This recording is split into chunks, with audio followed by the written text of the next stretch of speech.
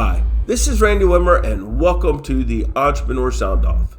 Today's topic is kind of a fun one. It's stop chasing bright and shiny objects so you can win more work.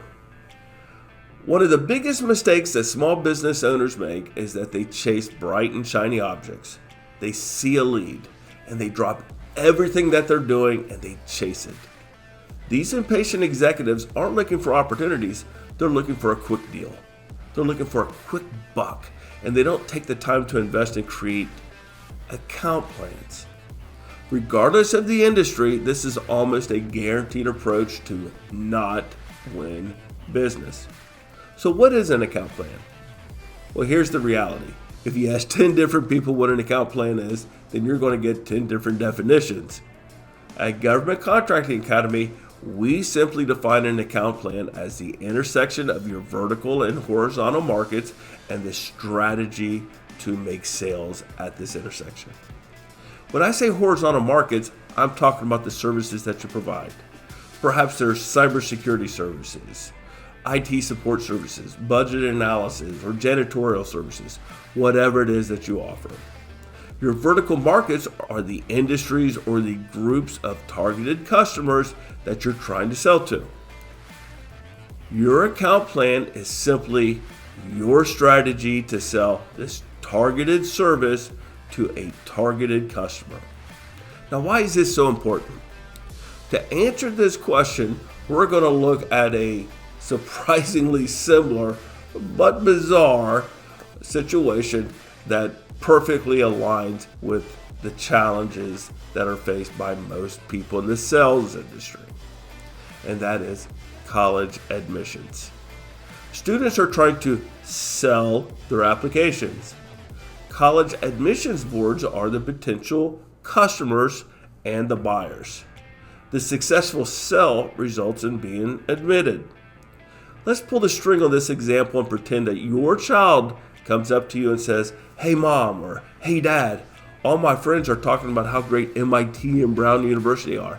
I think that I want to apply to these schools when I'm a senior in high school." You're a good parent, and once you get over the initial sticker shock of your pending tuition bills, you want to help your child get accepted to one of their reach schools. At first glance, these schools are identical in many regards. All their applicants have top grades, top standardized scores, well-written college application essays, and great teacher recommendations. They both only accept truly superb students with single-digit acceptance rates. As a loving parent, you want to help your kid. So you put yourself in the shoes of an admissions professional at these great schools.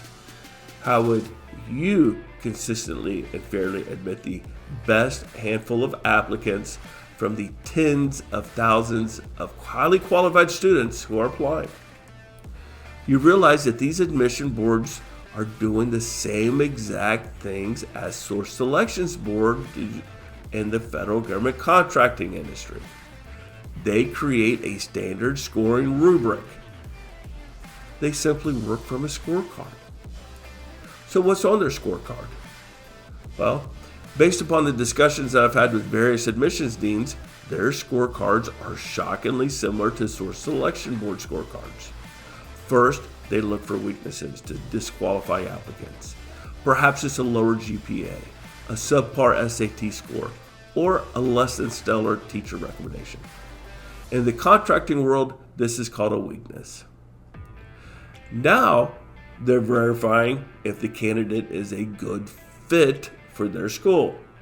To do this, they refer to their school's charter documents. The documented purpose of MIT, for example, is to make a better world through education, research, and innovation. That's fairly straightforward. The documented purpose of Brown University is that its goals are rooted in a belief in the transformative power of intellectually independent, creative, and diverse individuals who come together to learn, discover, and advance knowledge. On a personal note, I think I'm better aligned with MIT than I do Brown. I'm not exactly sure I understood half the words they used. But being a helpful parent, you decide to advise your child in high school to prepare them to be a good fit for both of their target schools. Taking courses and pursuing extracurricular activities, projecting them as a conforming student to the desired silhouette of a good fit student is like being compliant with the requirements of a request for proposal.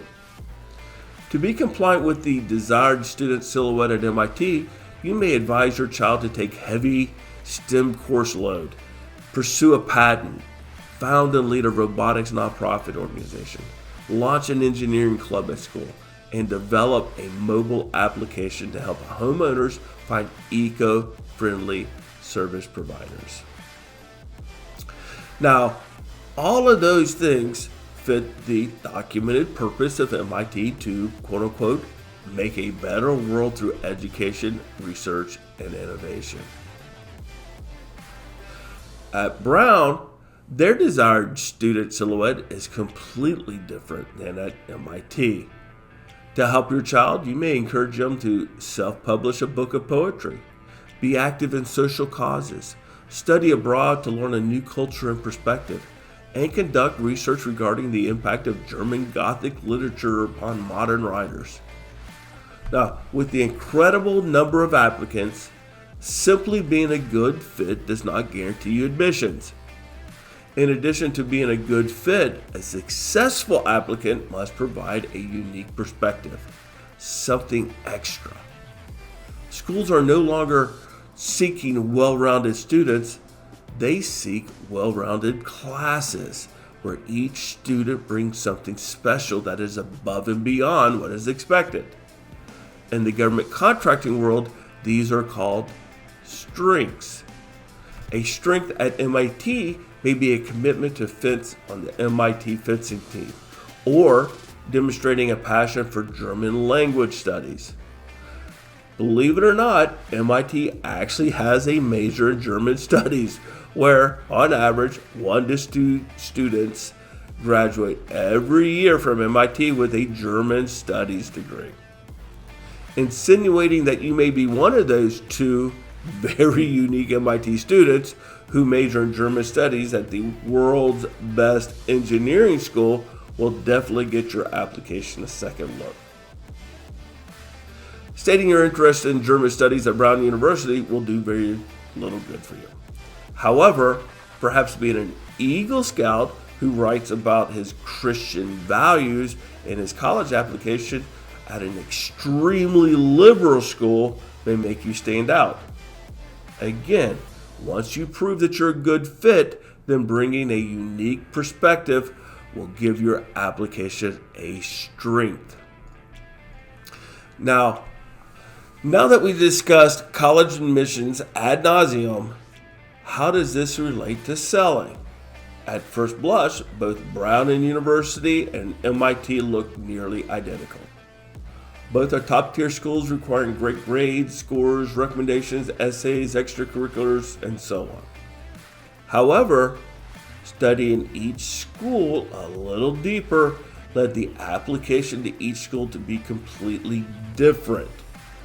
Similarly, studying a specific customer group will lead your company to create completely different and tremendously more successful strategies to close deals within each group.